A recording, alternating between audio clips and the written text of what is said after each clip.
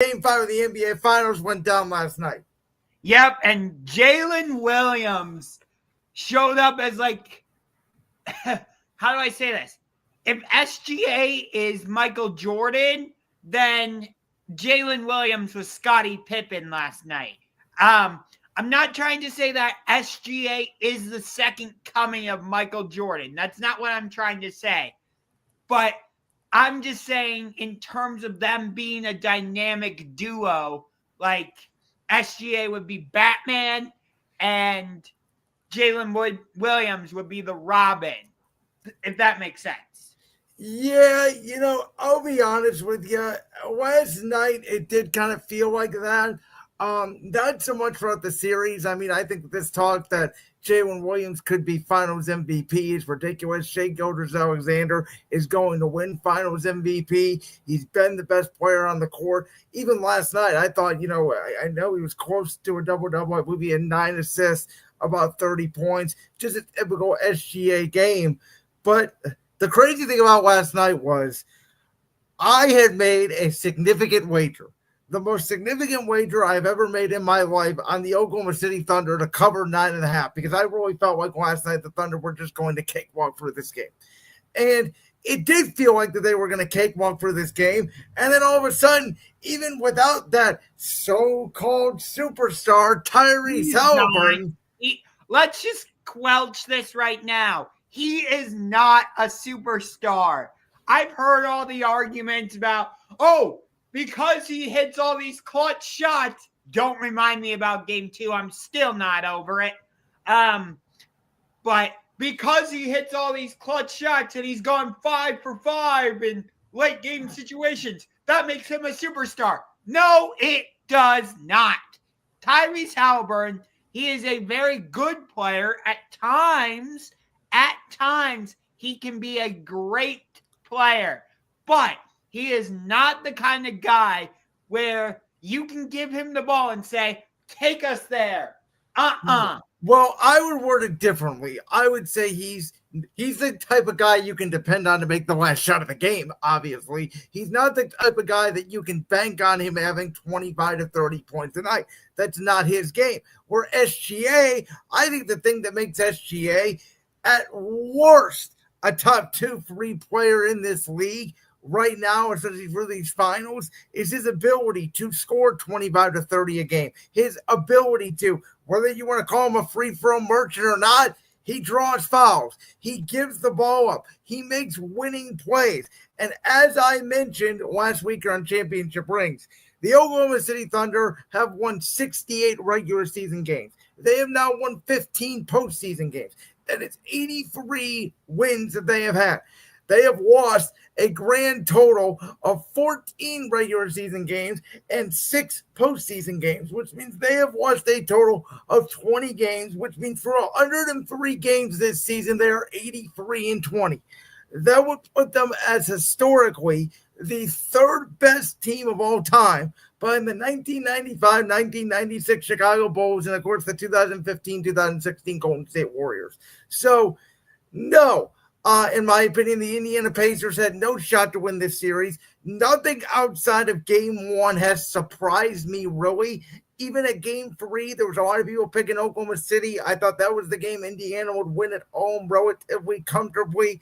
I thought the Thunder would win a close one in game 4. And again, last night was the strangest game ever because out of all people, TJ McConnell was probably the best player on the Indiana Pacers last night, and the Pacers may have the greatest bench in the history of the NBA, because what team would even be remotely in this game when their best player doesn't even make a field goal and they're within 2 in the 4th quarter? And I'm going, oh no, here we go again. It felt like game 1 all over again.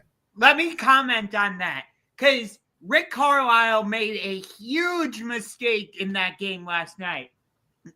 I think you know what I'm referring to here. You know Tyrese Haliburton is compromised.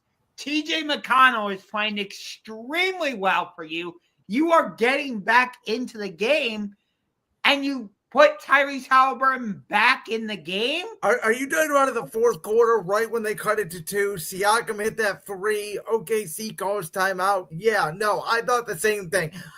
To be honest with you, and there was discussion today about, I don't know if you could really do that because he is your best player. Again, not last night. If I was Indiana personally, I would have not played Halliburton one more minute the rest of the game. Yeah, I would agree with you because I'll pull up the tweet right now, actually. I believe Shams Charania tweeted he has a calf strain, which is very dangerous. He's going to get an MRI on it. Listen, he's a competitor. He said so himself. He's probably going to play tomorrow night, or Thursday night, excuse me. But I will warn Pacers fans of this. There is a precedent for a guy having a calf strain and coming back too early and tearing his Achilles in an NBA Finals game. We will get to him in another segment. Don't you worry. It's known as Kevin Durant, who we will talk about, and it happened in 2019. And by the way, for the record, I don't care what you Pacers fans say. Even if Halliburton wins, I will die on this sword. For the 9th consecutive year, we will not get a Game 7. This thing is over on Thursday. The Oklahoma City Thunder are going to win this game. The Indiana Pacers are going to throw their punch the way they did in Game 4 early. OKC will withstand the punch. They will play better in the second half, and we will crown an NBA champion on Thursday. And no, Indiana, you do not have a shot in hell to win this series. You never did. And by the way, we're going to get to this here in a minute. The Orlando Magic made a trade because they literally feel like you are a fluke and they can beat you. Yeah, and that's how everybody feels around this league because nobody has taken this Indiana Pacers road legitimately. Nobody thinks this team is a legitimate championship contender. Even if they do somehow come back and win these next 2 games and have the most miracle championship run of all time, I am here. I will put it on the line right here, right now. The Indiana Pacers will not be back in the NBA Finals next year. And let me just say this.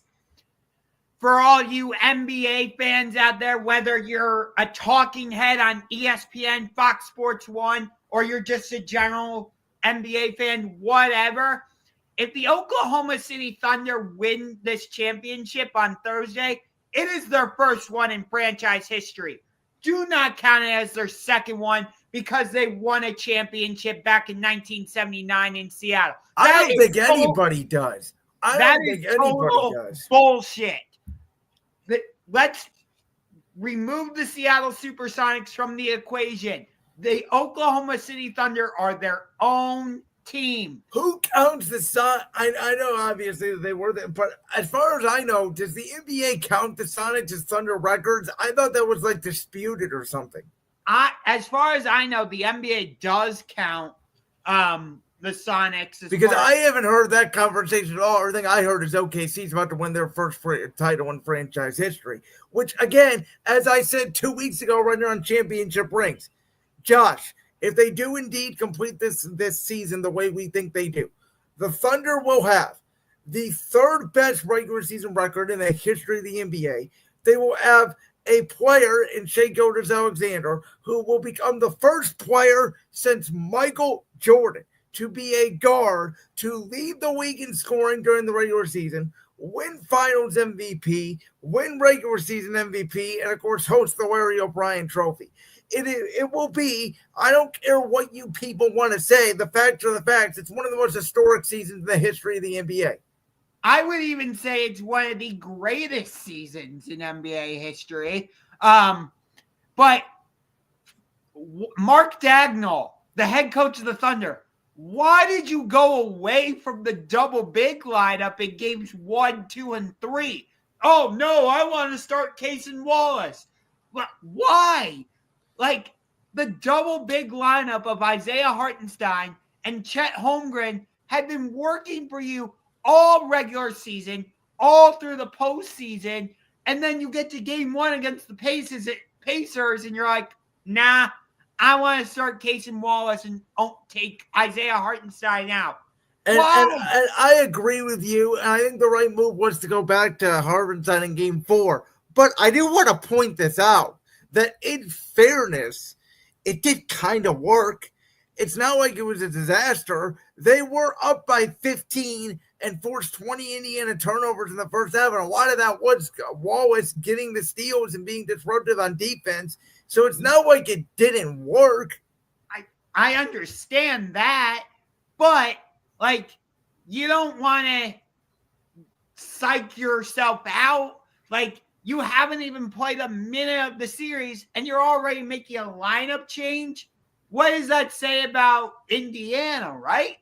Like, yeah, it's strange. And again, the thing is Dagno's obviously first big coaching spot. But again, as I've talked about numerous times over the last couple of weeks, as we've seen in the NBA over these past few weeks, the NBA doesn't value coaching anymore. So it's a players' league. And, let's just face it. The game's been better than I think we all thought. The ratings have not showcased that. And in 4 or 5 years, this NBA Finals is going to be remembered as, hey, do you remember that one Pacer team that had a miracle run that made every shot in the world that got to the finals? And they went up against the Thunder team. And it will depend on what the Thunder do 2-3 years down the road that will dictate what history will say about the 2024-2025 Thunder.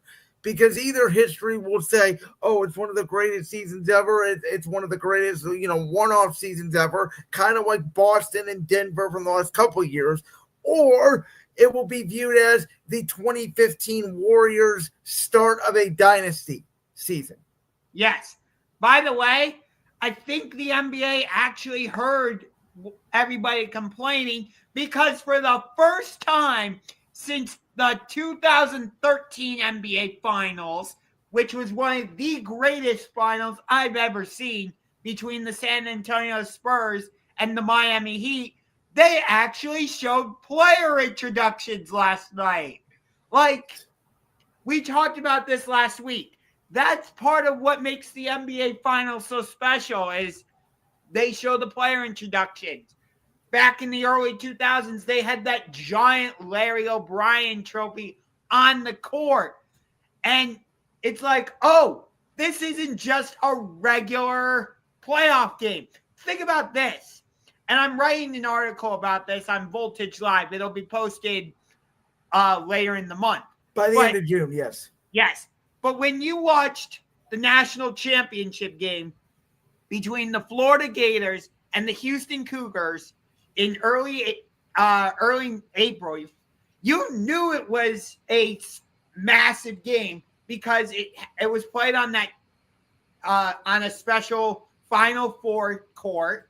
It was in a stadium. Yes, and they showed player introductions and they had all this pomp and circumstance. But when you watch the NBA Finals, it's like, wait, is this the NBA Finals or is this just a second round matchup? Well, no, I said last week, if you recall, I said if you told someone who was in a coma, if they woke up, that they would think it was just a random Thursday night game in January. I mean, it was nothing different. And I do want to say this real quick. So after Shams Charania put out the tweet that the Thunder Pacers were going to get player introductions, I went to the same platform known as X, and I asked its AI platform, Gronk, if Adam Silver has a burner account where he just listens to NBA Twitter. And it was a very fascinating response. Gronk wrote back, Adam Silver said in 2017 he has a secret Twitter account to follow NBA discussions. So, what do you know? NBA Twitter, you can bully Adam Silver into doing almost anything. Yes. Like, it's gotten to the point where they're even, instead of those stupid Larry O'Brien trophies, it actually says the finals. But wait, that's not actually on the court. That's computer generated. Yeah, it's a bad one. I didn't like it when they first started it. A couple of years ago, it looked more real than it does now. A couple of years ago, you couldn't really tell, besides the fact that they would move around the paint from one side of the floor to the other every quarter. Now it's like clearly because of the way they stretch it and things like that. I do wonder if the NBA is listening and if they're going to make a lot of big changes part of their new media rights deal next year. Obviously, ABC still has exclusive control of the finals. But, we'll see if the finals intensifies. I know, game 4, which crazy enough was the highest rated game so far in the series, had record low ratings for a game 4. But again, it's not like there's not stars in these finals. It's that the NBA has done a terrible job of marketing them. Excuse me. Yes. And it's also the fact that, like, you have two small market teams. It's kind of the same problem the NBA had during the 2021 NBA Finals when it was Milwaukee and Phoenix. Like, I know you had Giannis Antetokounmpo in that series, but overall, like, Milwaukee and Phoenix are two of these smaller markets in the NBA. It's the same thing here. Indiana and Oklahoma City, I think, are like 21st and 25th in terms of market size, if I'm not mistaken.